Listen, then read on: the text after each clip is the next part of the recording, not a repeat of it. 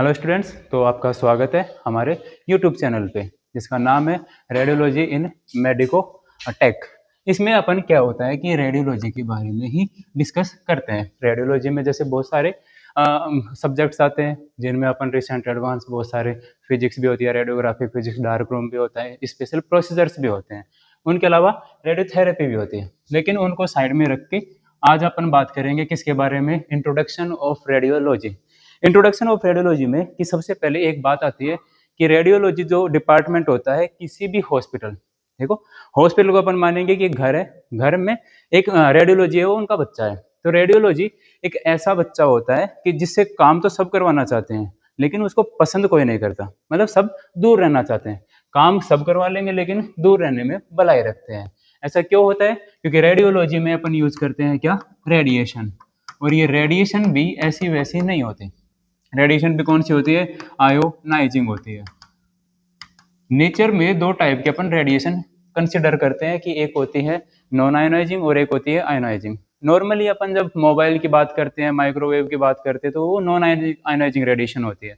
जब अपन बात करते हैं किसकी, एक्सरे की, एक्सरे हो गई, गामा रे हो गई, और अल्फा बीटा पार्टिकल्स हो गए, न्यूट्रॉन पार्टिकल्स हो गए, ये किस में आते हैं, आयोनाइजिंग रेडिएशन में आते हैं। सीधी बात करूं तो आयोनाइजिंग जो रेडिएशन होती है एक एनर्जी की फॉर्म होती है जिसकी फ्रीक्वेंसी बहुत हाइयर होती है, जो कि एक बायोलॉजिकल और केमिकल बॉन्ड, ठीक है, कौन से, एक बायोलॉजिकल और केमिकल, केमिकल को इजीली क्या कर सकती है, ब्रेक डाउन कर सकती है, इजीली ब्रेक डाउन कर सकती है। देखो अगर ह्यूमन बींग्स की बात करें तो बायोलॉजिकल बॉन्ड्स होते हैं। बायोलॉजिकल बॉन्ड्स में अपन सीधा सीधा एग्जांपल ले लेते हैं किसका, डीएनए का। डीएनए जो होता है एक न्यूक्लियड एसिड होता है जो कि बॉडी में पाया जाता है। इसमें ही क्या होते हैं, जीन्स होते हैं जो कि जेनेटिक इन्फॉर्मेशन को रखते हैं। अब ये जो रेडिएशन होती है ये डीएनए को ही क्या करती है, डैमेज कर सकती है। अगर डीएनए डैमेज होता है तो जेनेटिक इन्फॉर्मेशन चेंज होगी, जेनेटिक इन्फॉर्मेशन चेंज होगी तो अगली जनरेशन में भी जाने के चांस रहते हैं। माना कि इसमें ऐसे होता है कि खुद में नहीं दिख रहे लक्षण लेकिन उनके बच्चों में दिख जाएंगे, वो विकृत पैदा हो रहे हैं, उनके अलग अलग बीमारियां हो रही है। या फिर ऐसा भी हो सकता है उसमें खुद में दिखने लग जाए, उसको क्या बोलते हैं, म्यूटेशन बोलते हैं उसको, sudden changes in human body या फिर सडन चेंजेस इन सेल्स में, ठीक है। उसके कारण हानिकारक इफेक्ट जो होते हैं वो क्या होने लगते हैं, बॉडी में शो होने लगते हैं। रेडिएशन के जो इफेक्ट्स होते हैं वो एकदम से नहीं दिखते हैं, इनको कम से कम दिखने में 5 से ज़्यादा ईयर्स भी लग सकते हैं या फिर सडन भी दिख सकते हैं, जो कि 2 या 3 साल में भी हो सकते हैं। और नहीं दिखे तो ये क्या होंगे कि वो आदमी मर जाएगा लेकिन तब तक भी नहीं दिखेंगे, क्योंकि वो वहाँ पे जेनेटिक हो सकते हैं या फिर जेनेटिक नहीं भी हो सकते हैं। अगर जेनेटिक होंगे तो उनके बच्चों में दिखेंगे वो लक्षण, ठीक है। इन सबको यहीं छोड़ के अपन सीधी बात करते हैं कि रेडियोलॉजी होती क्या है। रेडियोलॉजी के बारे में कि इंट्रोडक्शन में कि सिर्फ इतना पढ़ते हैं कि अपन शुरू से पढ़ते आ रहे हैं कि रेडियोलॉजी, किसी भी वर्ड के आगे अगर लॉजी लग जाएगा तो उसके बारे में अपन क्या करते हैं, अध्ययन करते हैं वहां पे। और ये अध्ययन यहाँ पे किसका करते हैं अपन, रेडिएशन का अध्ययन करते हैं। तो इसमें अपन पढ़ते हैं स्टडी ऑफ रेडिएशन, ठीक है, स्टडी ऑफ रेडिएशन। और रेडिएशन भी कौन सी होती है, वहां पे EMR होती है, ठीक है। EMR मतलब इलेक्ट्रोमैग्नेटिक रेडिएशन। इलेक्ट्रोमैग्नेटिक रेडिएशन जो होती है वो ऐसे बोलते हैं कि एक टाइप की एनर्जी होती है जिसके पास एक ब्रॉड लेवल की क्या होती है, ब्रॉड रेंज की क्या होती है, वेवलेंथ होती है। अब उस ब्रॉड रेंज में देखो रेडियो वेव भी आती है और वहां पे गामा रेज भी आती है, ठीक है। तो अपन इसमें देखते हैं कि रेडियो वेव या फिर रेडियो फ्रीक्वेंसी से लेके गामा रेज तक की, गामा की क्या होती है, गामा की होती है कि जो वेवलेंथ होती है, वेवलेंथ को अपन लैम्बडा से डिनोट करते हैं, ये क्या होती है, बहुत कम होती है। एक्सरे से भी कम होती है, एक्सरे की तो कम होती है, और रेडियो वेव की क्या होती है, ज्यादा होती है वेवलेंथ, ठीक है। इस कारण से अगर वेवलेंथ कम होती है तो इनकी फ्रीक्वेंसी क्या होगी, हाइयर होगी, और रेडियो वेव की फ्रीक्वेंसी जो होती है वो क्या होती है, कम होती है, जिस कारण से रेडियो फ्रीक्वेंसी जो होती है वो क्या होती है, अनहानिकारक होती है, नॉन आयनाइजिंग होती है। तो एक तरीके से मैं से बोल सकता हूँ कि EMR जो रेडिएशन होती है एक ग्रुप होती है किसका, वेव्स का, जिसमें नॉन आयनाइजिंग भी होती है और आयनाइजिंग भी होती है, ठीक है। इसके आगे अपन चलते हैं कि जो रेडियोलॉजी होती है, रेडियोलॉजी में अपन रेडिएशन का अध्ययन तो करेंगे करेंगे, उसके अलावा अपन देखते हैं कि रेडियोलॉजी को अपन दो ग्रुप्स में डिवाइड करते हैं, ठीक है। कि रेडियोलॉजी जो है इनको अपन दो ग्रुप्स में क्या कर लेंगे, डिवाइड कर लेंगे। एक तो हो जाता है इन मेडिसिन की बात कर रहे हैं अपन, ठीक है।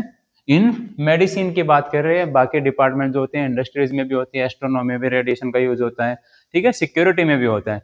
सिक्योरिटी में जैसे अपन एक नॉर्मल सा एग्जांपल लेते हैं कि रेलवे स्टेशन पे जाते हैं, मेट्रो स्टेशन पे जाते हैं, तो अपने जो झोले होते हैं, बैग होते हैं, उनको एक मशीन में डालते हैं जिसमें एक पुलिस वाले अंकल जो होते हैं उनको चेक करते हैं। तो वो डेस्कटॉप पे वो एक साइड में बैठ के क्या करते हैं, वहां पे उस सामान की जांच करते हैं कि बैग में दिख क्या रहा है। तो वहां पे कौन सी रेडिएशन यूज होती है, एक्सरेज यूज होती है। वहां पे लिखा रहता है कि ये जो मशीन होती है ये एक्सरेज का उपयोग कर रही है, जो कि आपके सामान की जानकारी लेती है या फिर उसकी जांच करती है कि उसमें अनावश्यक सामान या फिर हानिकारक सामान तो नहीं है, ठीक है। हालांकि उस पर यह भी लिखा रहता है कि उस मशीन के पास ज्यादा देर तक खड़े ना रहें। हालांकि वो शील्डिंग होती है, शील्डेड होती है अच्छी तरह से, लेकिन फिर भी उसके पास ज्यादा देर तक रुकना नहीं चाहिए। तो फिर से आते हैं कि रेडिएशन जो डिपार्टमेंट होता है, रेडियोलॉजी जो डिपार्टमेंट होता है, ठीक है, वो दो टाइप से अपन डिवाइड करते हैं। किसमें, मेडिसिन में। मेडिसिन का मतलब है कि अपन यहाँ पे मेडिकल डिपार्टमेंट की बात कर रहे हैं, कि किसी हॉस्पिटल की बात कर रहे हैं।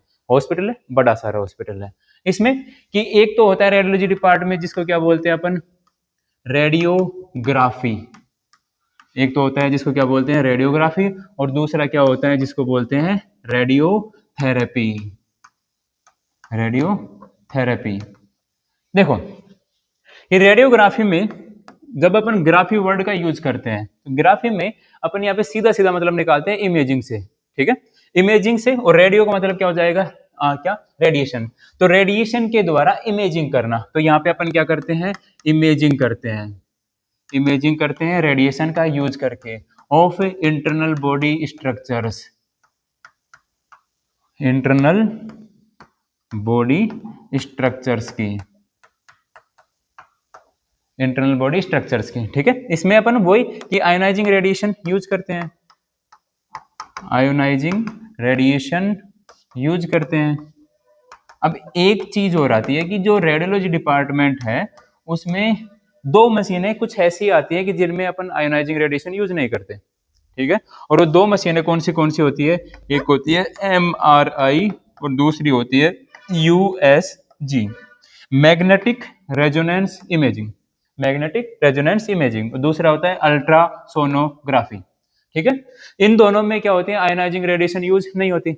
मैग्नेटिक रेजोनेंस इमेजिंग में अपन यहाँ पे मैग्नेटिक फील्ड, रेडियो फ्रीक्वेंसी और आयनाइजेशन का मतलब होता है कि एक एटम अपने पास न्यूक्लियस उसका, उसको वो आयनाइज करती है, जो कि क्या करेगा, वहां से MR सिग्नल्स निकालेगा, और वो MR सिग्नल्स क्या बनते हैं, इमेज बनते हैं, ठीक है। तो MRI में अपन नॉन आयनाइजिंग रेडिएशन यूज करते हैं, मैग्नेटिक फील्ड और रेडियो फ्रीक्वेंसी। वो कैसे करते हैं आगे क्लासेस में अपन पढ़ेंगे, एक पर्टिकुलर क्लास होगी जो MRI मशीन के बारे में होगी। USG में ऐसे होता है कि इसमें अपन साउंड वेव्स का यूज करते हैं, साउंड वेव्स का। अब डाउट सीधा ये आता है कि अगर साउंड वेव्स का यूज कर रहे हैं तो वो सुनाई देंगी तो डिस्टरबेंस होगा। तो इसमें कुछ ऐसा होता है कि साउंड वेव है, अपन ईयरफोन में गाने सुनते हैं, बहुत मजा आता है, ठीक है। और उस मजे से खतरनाक लेवल पे चलते हैं कि जो वो फ्रीक्वेंसी होती है वो अपन यहाँ पे डेसिबल में यूज करते हैं, जिसको अपन DB या फिर DS जो भी है वो लिखते हैं। अब उस डेसिबल से आगे बढ़ते हैं कि रेडियो फ्रीक्वेंसी, सॉरी, साउंड की जो वेव्स होती है उनको बियॉन्ड हियरिंग कैपेसिटी, कि उनको सुन नहीं सकते, कि सुनने की क्षमता से पार उनको लेके जाएंगे। मतलब कि अगर उसकी 20 मेगा हर्ट से फ्रीक्वेंसी बढ़ा दे या फिर 20 मेगा हर्ट तक फ्रीक्वेंसी कर दे तो वो नॉन हियरेबल बन जाएगी। नॉन हियरेबल बनेगी तो वो सुनाई नहीं देगी, सुनाई नहीं देगी तो वो किस में कन्वर्ट हो जाएगी, सोनिक वेव्स में कन्वर्ट हो जाएगी, ठीक है। जिनको अपन यहाँ पे क्या बोलते हैं, सोनो वेव्स बोलते हैं। और ये जो सोनो वेव्स होती है ये ही क्या यूज होती है, USG में यूज होती है। सुनाई नहीं देती, हालांकि उनकी फ्रीक्वेंसी ज्यादा होती है। जो सोनो वेव्स होती है एक पर्टिकुलर एरिया से या फिर टिश्यू से टकरा के वापस आती है, ठीक है। तो एक मशीन होती है जो ऐसे डॉक्टर रगड़ता है, उस मशीन में क्या होते हैं कि पाइजो इलेक्ट्रिक क्रिस्टल्स यूज होते हैं, वही तो उनको इमिट करेंगे और वही उनको कैप्चर करेंगे, ठीक है। तो ऐसे क्या बनती है, वहां पे इमेजेस बनती है। रेडियोग्राफी के बारे में और समझते हैं थोड़ा सा। अब रेडियोग्राफी में अपन ने ऐसी ऐसी मशीनें समझ ली कि जिनमें रेडिएशन का यूज नहीं करते। तो सीधा सीधा बात पे आते हैं कि अपना पॉइंट था कि रेडियोग्राफी कि रेडिएशन का यूज कर रहे थे, रेडिएशन का यूज अभी तक हुआ नहीं, तो सब लोगों का दिमाग खराब हो गया। उस दिमाग को ठीक करने के लिए सबसे पहले जो मशीन आती है, नॉर्मली जो रेडियोलॉजी डिपार्टमेंट की शुरुआत करती है, उस मशीन का नाम होता है क्या? X-ray machine. ठीक है, एक्सरे मशीन। ये जो मशीन होती है ये एक्सरे का यूज करती है और क्या करती है? इमेजेस बनाती है, जो कि किस में बनती है? टू डायमेंशनल इमेजेस होती है। ठीक है, मतलब टू डायमेंशनल इमेज होती है कि सामने से वो ऐसी दिख रही है, बस, और बाकी कुछ नहीं है उसमें। तो ये जो होती है ये मेनली किसके लिए होती है? बोन्स के लिए यूज की जाती है, बोन्स की इमेजिंग के लिए। अब सुनो कि बोन्स के लिए पर्टिकुलर नहीं है वो किसके लिए? सॉफ्ट टिश्यूज के लिए भी यूज होती है, जैसे क्यूबिक एक्सरे होते हैं, एब्डोमेन के एक्सरे होते हैं, चेस्ट के होते हैं जिसमें लंग फील्ड देखते हैं। ठीक है, इसको यहीं छोड़ते हैं कि एक्सरे मशीन के बाद में एक और आती है एक्सरे मशीन पर ही, एक्सरे पर ही काम करने वाली मशीन, जिसको क्या बोलते हैं अपन? CT scan, computed tomography scan.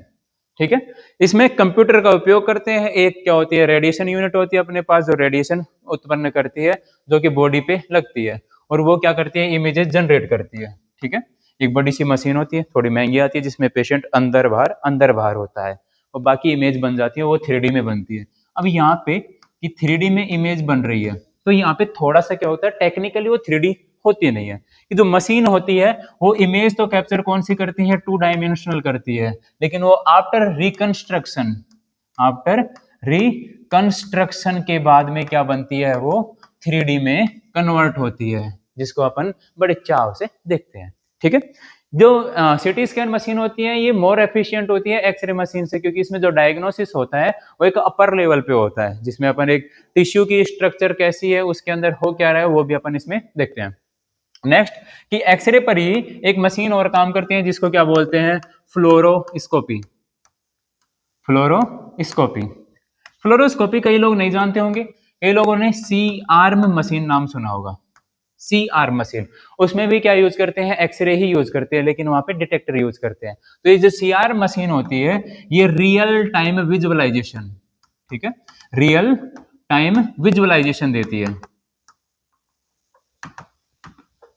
Visualisation देती है किसका? इंटरनल बॉडी स्ट्रक्चर्स का, मतलब हार्ट जो धड़कता है ना, दुखुक दुखुक, वो भी इसमें दिख जाता है, ब्लड का फ्लो भी इसमें दिखता है। ठीक है, इसके बाद में कि एक्सरे पर ही काम करने वाली एक मशीन होती है, जिसको क्या बोलते हैं? मेमोग्राफी। क्या बोलते हैं? मेमोग्राफी। ये किसके लिए यूज होती है? ओनली फीमेल्स के लिए यूज होती है, जिसमें ब्रेस्ट की इमेजिंग होती है। ठीक है, सॉफ्ट टिश्यूज की इमेजिंग होती है। नेक्स्ट अपन यहाँ पे एक डेंटल रेडियोग्राफी की मशीन होती है अपने पास, डेंटल रेडियोग्राफी। इस डेंटल रेडियोग्राफी में अपन क्या करते हैं? दांतों का एक्सरे करते हैं, 32 का एक्सरे। ठीक है, सीधी किसके लिए होगी? डेंटल के लिए होगी, मतलब दांतों के लिए होती है। अब ये जो डेंटल रेडियोग्राफी होती है थोड़ी सी पुरानी हो गई, तो लोगों ने नई मशीन बना दी, जिसका नाम क्या निकाला? ओपीजी, ऑर्थोपेंटोमोग्राफी। ठीक है, ऑर्थोपेंटोमोग्राफी, इसका अपग्रेडेड वर्जन जो डिजिटलाइज होता है। ठीक है, इसके अलावा भी और मशीनें होती है अपनी रेडियोलॉजी में, जो कि डायग्नोसिस पर्पज में काम में आती है। उन डायग्नोसिस पर्पज में अपर लेवल की जो मशीनें होती है, ठीक है, उनमें एक होती है PAT, PAT city, positron emission tomography, computed tomography. ठीक है, इसमें क्या होता है कि कुछ ऐसे मेडिसिन होती है जिनको बॉडी में डालते हैं, और उस केमिकल को, उस मेडिसिन को कैंसर सेल एब्जॉर्ब कर लेती है, और वहां से रेडिएशन इमिट करती है। उसी रेडिएशन की इंटेंसिटी को ये मशीन कैप्चर कर लेती है और उसका 3D मॉडल बना के दे देती है। उसकी एक स्पेसिफिक डेप्थ, उसकी 360 डिग्री पे उसका व्यू कैसा है, वो ये क्या करती है? निकाल के देती है। ठीक है, इनके अलावा भी और मशीनें होती हैं जो रेडिएशन पे वर्क करती है, उनके बारे में आज इतना ही पढ़ेंगे। ठीक है, नेक्स्ट की रेडियोग्राफी होने के बाद में, जब रेडियोलॉजी की बात की थी अपन ने, तो अपन ने बोला था कि यहाँ पे दो डिपार्टमेंट अपन यूज करते हैं। दूसरे का नाम क्या था? रेडियोथेरेपी।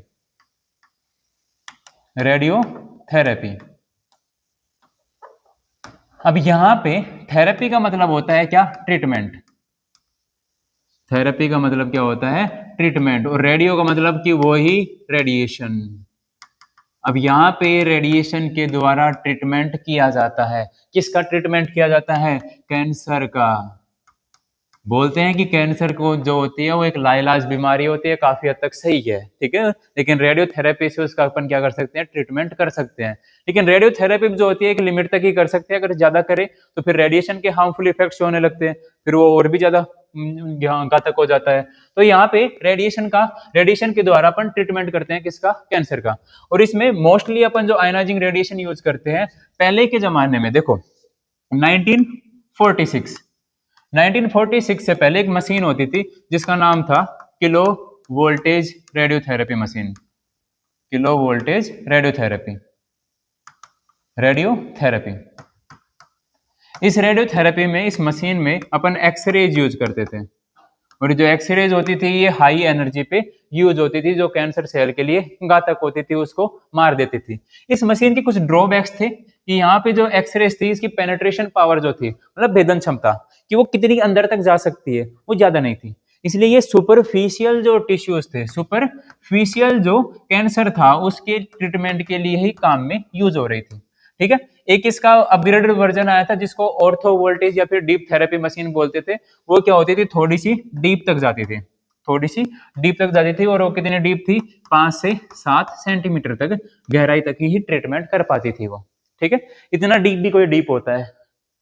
नेक्स्ट आगे चलते हैं कि किलो वोल्टेज यहीं पे खत्म होती है, यहीं पे ऑब्सोलेट हो गई। फिर उसके बाद में एक मशीन आती है जिसको अब क्या नाम दिया गया, बहुत लोगों ने नाम सुना होगा उसका, जिसको बोलते हैं कोबाल्ट 60, ठीक है।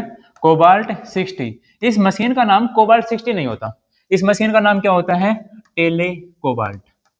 Tele cobalt radiotherapy machine, radiotherapy machine. इसमें क्या होता है कि एक मेटल होती है कोबाल्ट 60 नाम की, ठीक है।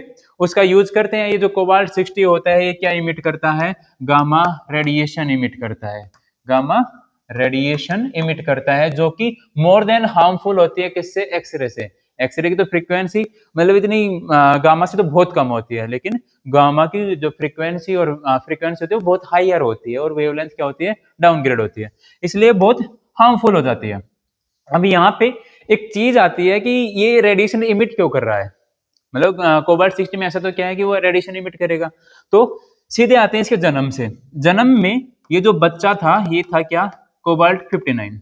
अपन जब पीरियोडिक टेबल पढ़ते हैं तो वहां पे कोबाल्ट पढ़ते हैं, जिसमें इसका एटॉमिक नंबर क्या होता है, 27, एटॉमिक मास क्या होता है, 59 होता है, ठीक है। मतलब नेचर में ये ऐसे एग्जिस्ट करता है, मतलब ये बचपन में ऐसा था, थोड़ा सा बड़ा हुआ, कुछ खुराफाती लोग आए, ठीक है, मोटे दिमाग वाले, जिनको अपन क्या बोलते हैं, वैज्ञानिक बोलते हैं, ठीक है।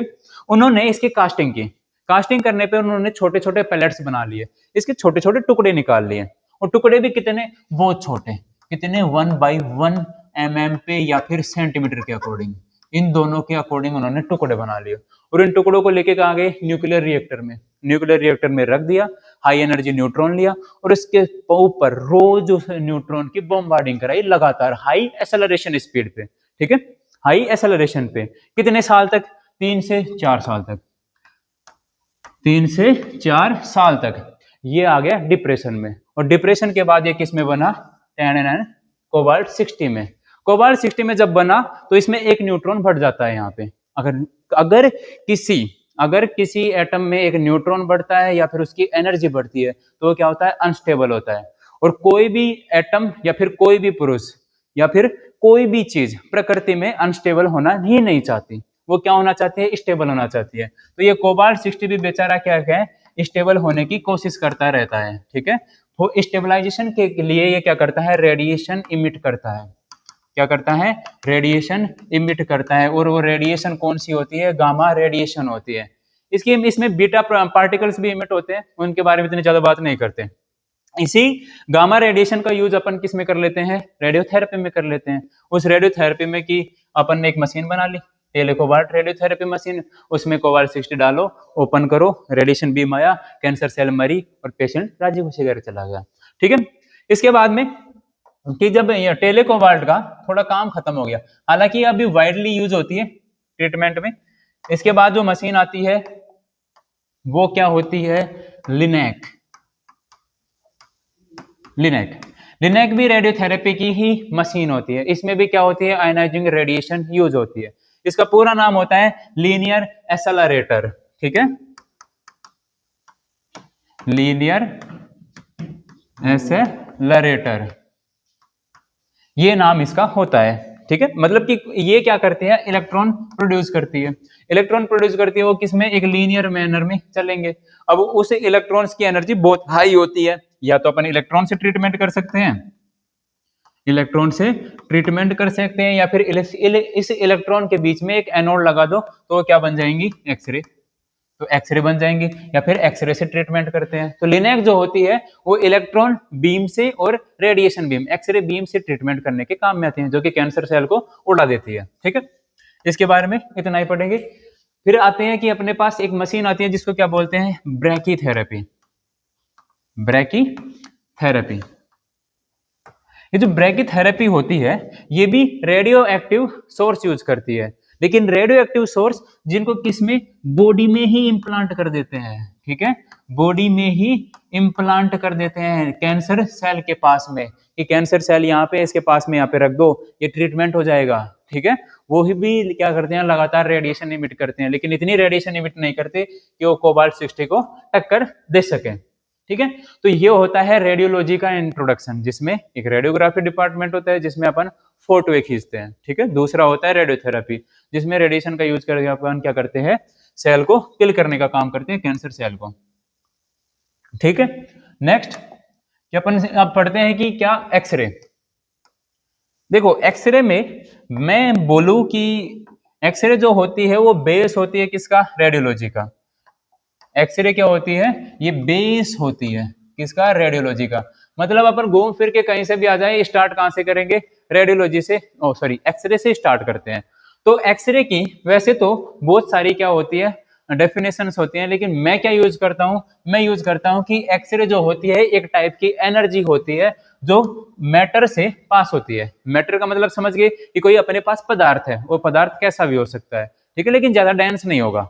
ठीक है, तो वो एक मैटर से पास हो सकती है, मतलब उसके आर पार निकल सकती है, और ट्रेवल करती है किसमें, स्पीड ऑफ लाइट में। जितनी स्पीड लाइट की होती है उस स्पीड में ये ट्रेवल करती है, और लाइट की स्पीड सबसे ज्यादा मानी जाती है अभी तक। ठीक है, कितनी फ्रीक्वेंसी पे, हायर फ्रीक्वेंसी पे। तो द एक्सरे, ठीक है, जो एक्सरे जो होती है वो एक टाइप की एनर्जी होती है। X-ray is a form of energy that can pass through a matter, किसी मैटर से पास हो सकती है और ट्रेवल करती है किसमें, स्पीड ऑफ लाइट में। कितनी फ्रीक्वेंसी पे, बहुत हायर फ्रीक्वेंसी पे ट्रेवल करती है। ये क्या होती है, एक्सरे होती है।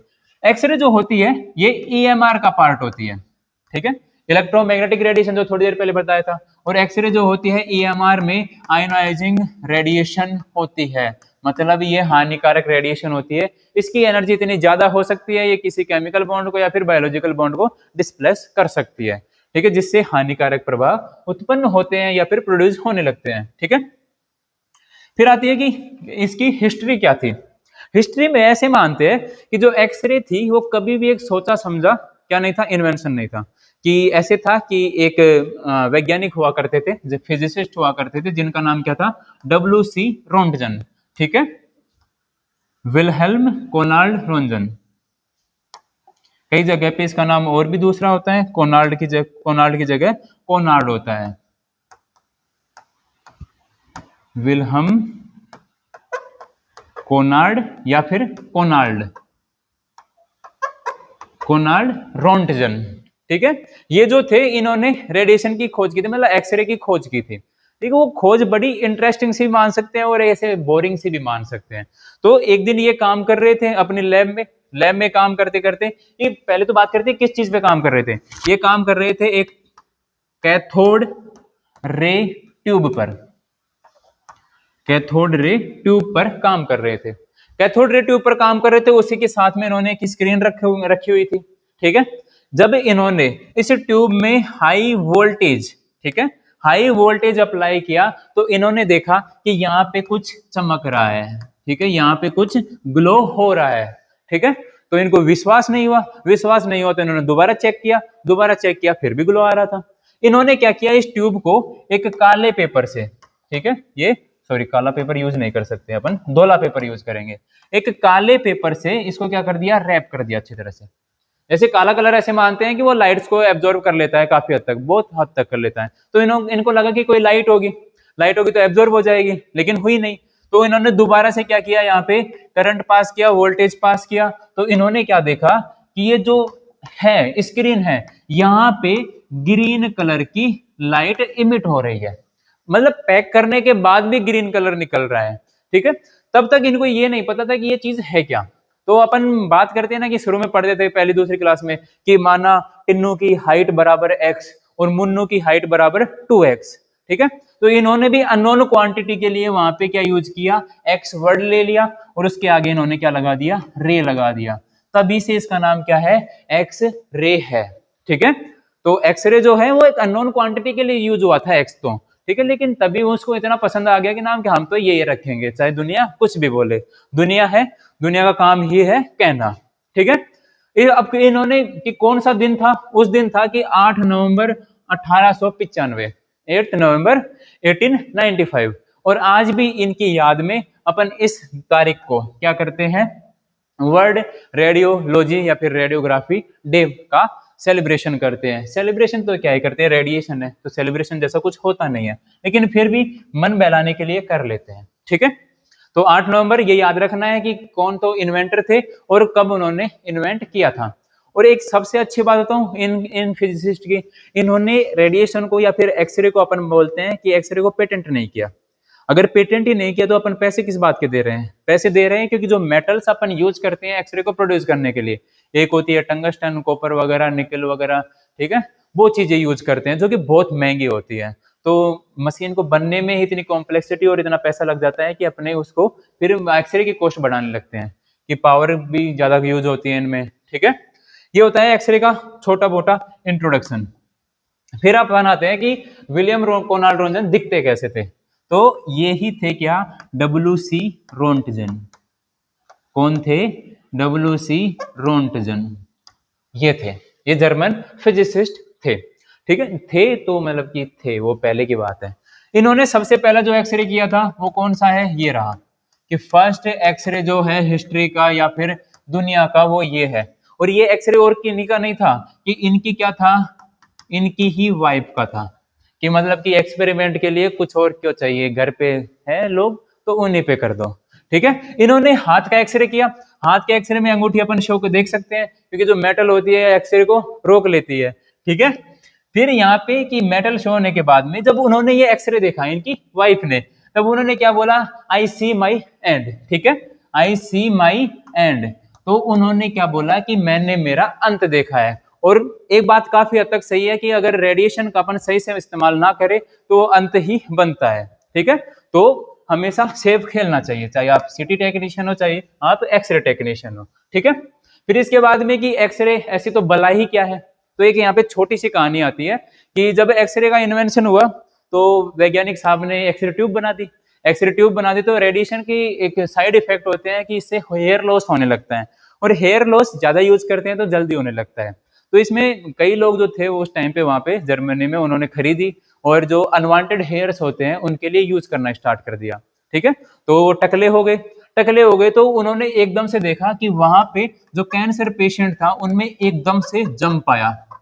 ठीक है, ये जंप आ क्यों रहा है, और उन्हीं पेशेंट्स में आ रहा है जिन्होंने ये ट्यूब यूज की थी जो टकले हो रखे थे। ठीक है, तो ऐसे ऐसे फिर वहां पे क्या बनी, एक आईसीआरपी का क्या हुआ, गठन हुआ, ICRP international commission of radiation protection. ठीक है, इन्होंने फिर कुछ गाइडलाइंस बनाई, कुछ डोजेज बनाए, और इसका जो यूज है वो एक लिमिटेड कर दिया, एक लिमिटेड सेक्टर में यूज कर दिया विद ए लाइसेंस। ठीक है, सबके लिए नहीं रखा। अभी इतनी बात करते हैं, तो ऐसी तो क्या चीज है ये कि जो इतने खतरनाक खतरनाक हानिकारक वो प्रभाव दे रही है। तो सबसे पहले आता है कि एक्सरे जो होती है उसके पास मास नहीं होता। ठीक है, मास ऐसे समझते हैं कि एक लाइन आती है यहाँ पे कि थर्ड लाइन को अपन पहले पढ़ते हैं कि एक्सरे जो होती है वो एक एएमआर का पार्ट होती है, इलेक्ट्रोमैग्नेटिक होती है, इलेक्ट्रोमैग्नेटिक रेडिएशन होती है, जो कि विजिबल लाइट के ही समान होती है, लेकिन इसकी वेवलेंथ क्या होती है, शॉर्ट होती है। विजिबल लाइट की वेवलेंथ क्या होती है, ज्यादा होती है। तो ऐसे मानो कि ईएमआर है, ईएमआर में विजिबल लाइट भी है, तो अपन जब धूप में निकलते हैं या फिर लट्टू जला हुआ है तब निकलते हैं तो अपने को वजन थोड़ी ना लगता है। ठीक है, अगर वजन लगे तो मास होगा, अगर वजन नहीं लग रहा तो मास नहीं है। तो ईएमआर में भी मास नहीं होता। ठीक है, यहाँ पर भी मास नहीं होता, और एक्सरे जो है इसका ही तो टाइप है, लेकिन यहाँ पर भी मास नहीं होगा। मतलब कि अगर मास होता तो धूप में निकलते तो अपन तो वजन से ही मर जाते, चित जाते अब तक तो, ठीक है। फिर आते हैं कि एक्सरे जो होती है आयोनाइजिंग रेडिएशन होती है, मतलब कि हानिकारक रेडिएशन है, ठीक है। इसके बाद में कि एक्सरे जो होती है वो एनर्जी के छोटे छोटे बंडल से बनी होती है, जिनको ही क्या बोलते हैं अपन, फोटॉन्स बोलते हैं। छठी क्लास में पढ़ा करते थे कि एनर्जी के बंडल्स को फोटोन बोला जाता है, और यहाँ पर अपन भी वो ही बोल रहे हैं, ठीक है। नेक्स्ट लाइन कि एक्सरे की वेवलेंथ शॉर्ट होती है। अपन ने अभी तक एक मेरे मुंह से सुन लिया होगा कि एक्सरे की वेवलेंथ जो होती है वो क्या होती है, शॉर्टर होती है। कितनी शॉर्ट होती है कि 10 एंगस्ट्रॉन से 0.01 एंगस्ट्रॉन होती है, इतनी शॉर्ट होती है। अगर मतलब कि वेवलेंथ कम है तो ऑटोमेटिकली फ्रीक्वेंसी क्या हो जाती है, हायर हो जाती है, क्योंकि लैम्बडा जो होता है वो इनवर्सली प्रोपोर्शनल होता है किसके, फ्रीक्वेंसी के, ठीक है। फिर नेक्स्ट लाइन कि एक्सरे जो होती है स्पीड ऑफ लाइट में ट्रेवल करती है। अभी मैंने बताया था कि स्पीड ऑफ लाइट में ट्रेवल करती है, कि सूरज से आने वाली जो लाइट है उसकी स्पीड जितनी है उतनी स्पीड से ये ट्रेवल करती है, मतलब चिपक जैसे गई, ठीक है। फिर कितनी स्पीड होती है लाइट की, 3 इंटू 10⁸ मीटर पर सेकेंड होती है, इतनी ज्यादा। एक्सरे जो होती है वो स्ट्रेट लाइन में ट्रेवल करती है। इस लाइन में एक थोड़ा सा लॉजिक होता है, और वो लॉजिक क्या होता है कि एक्सरे जो होती है वो ईएमआर का पार्ट होती है। ईएमआर जो होती है वो वेव मोशन करती है, वेव मोशन करती है, तो एक्सरे को साहब कि ऐसे तो ट्रेवल करना चाहिए ना, है ना, तो स्ट्रेट लाइन में कैसे ट्रेवल कर रही है।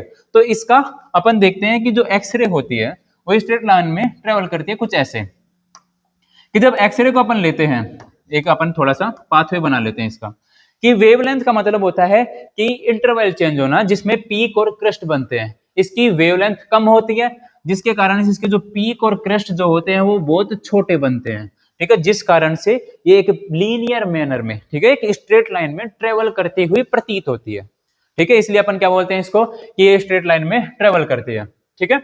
नेक्स्ट लाइन कि एक्सरे जो होती है वो हाई पेनेट्रेटिंग एबिलिटी की होती है, जो कि पेनेट्रेट करती है लिक्विड, सॉलिड और गैसेस को। पेनेट्रेशन का मतलब होता है भेदन क्षमता, कि किसी चीज को पार करने की क्षमता। तो इसके बीच में लिक्विड रख दो, उसको भी पार करके चली जाएगी, सॉलिड रख दो, उसको भी पार करके चली जाएगी, या फिर कोई गैस का कंटेनर रख दो। अरे एनवायरमेंट में गैस तो रहती है फिर भी ट्रेवल करती है, पानी में भी कर लेगी, ऑयल में भी कर लेगी, ठीक है, दीवार को भी पार कर लेगी। उसके बाद में कि ये इनविजिबल होती है किसके लिए, आंखों के लिए। देखो ये दिखती नहीं है, सही में नहीं दिखती, हमें तो अभी तक नहीं दिखी, ठीक है। उसके बाद में कि एक्सरे जो होती है उसके पास कोई भी चार्ज नहीं होता, और चार्ज नहीं होने का सबसे पता है एडवांटेज क्या होता है सबसे बड़ा, कि ये ना तो मैग्नेटिक फील्ड और इलेक्ट्रिक फील्ड से रिफ्लेक्ट होती है, ना रिफ्रैक्ट होती है, और ना ही डिफ्लेक्ट होती है। ना तो वापस आ जाएगी, ना किसी मीडियम में जाएगी तो अपना पाथवे चेंज करेगी, और ना ही किसी एक एंगल पे रिफ्लेक्ट होगी, ठीक है।